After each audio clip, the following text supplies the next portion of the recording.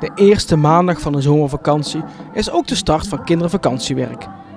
Nadat de editie van vorig jaar niet door kon gaan, is er dit keer met enkele aanpassingen wel 1 week georganiseerd voor de basisschoolleerlingen.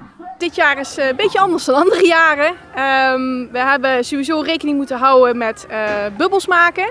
Dus we hebben een groep 5, 6, 7 aan de ene kant, een groep 3, 4 aan de andere kant. We moeten zorgen voor aparte toiletten, genoeg handdesinfectie, looproutes. Eigenlijk alles om ervoor te zorgen dat 3, 4 en 5, 6, 7 zoveel mogelijk gescheiden zijn. En hoe gaat dat tijdens de activiteiten? Ook daar, groep 5, 6, 7 zit op de ene kant, dus hier beneden om het zo maar te zeggen. En voor ons boven op de zandvlakte, vroegere zwembad, daar zit de andere groep. En 's middags wisselen die om. Vandaag zijn we begonnen met de meerkamp. Morgen hebben we ons heel interessante bosspel. Op woensdag hebben we Minute to Win It en creatief. Op donderdag hebben we de sportdag. En op vrijdag ons jaarlijkse uitstapje, wat ook dit jaar gelukkig door mag gaan voor de kinderen. Ja, dat doorgaan, want met name dat uitstapje, daar is het moeilijk om die 1,5 meter te houden. Gelukkig hebben wij een hele mooie doelgroep tot 12 jaar en die hoeven die afstand niet te behouden, ook niet in de bussen. En dat wil dus zeggen dat we inderdaad in de bussen de verdeling moeten maken bij de groepsleiding, dat die wel zeker op 1,5 meter afstand van elkaar gaan zitten. Vanzelfsprekend was de doorgang van het evenement echter niet. Verschillende scenario's lagen op tafel, maar de uiteindelijke knoop kon pas later worden doorgehakt.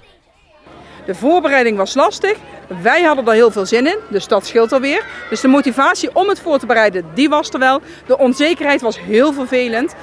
Vandaar dat het telefoontje van de gemeente 2 weken geleden heel verlossend was. En we allemaal hebben zitten juichen dat we de ouders in ieder geval het goede nieuws konden brengen dat de kinderen wel mochten deelnemen dit jaar. In mei, juni zeiden we van we gaan alles regelen zodat het kan doorgaan. Voor de gemeente en de vergunning is ongeveer 1,5 week geleden geweest, 2 weken geleden, dat we een definitief akkoord kregen we kunnen. Ook was dit jaar het vullen van de leidingposten een hele opgave voor de organisatie.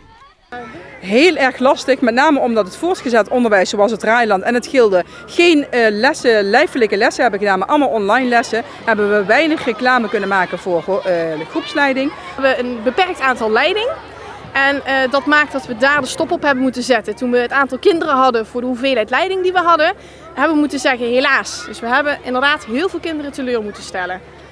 Ja, want het zijn niet de aantallen van de voorgaande jaren. Nee, bij lange na niet. Normaaliter zitten we ergens rond de 650 kinderen.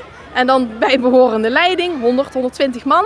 En nu zitten we op, zo uit mijn hoofd, 320 kinderen om en nabij. En dat zou uitmaken iets van 46 leiding. Ja, en na een jaar afwezigheid is het natuurlijk heel plezierig. Na een jaar afwezigheid, dat was een heel lang jaar, zijn we inderdaad blij dat we dat zijn gekregen hebben van de gemeente dat we mochten. En dat we deze kinderen gewoon hun week kunnen bieden. Want voor veel kinderen is dit gewoon hun vakantie.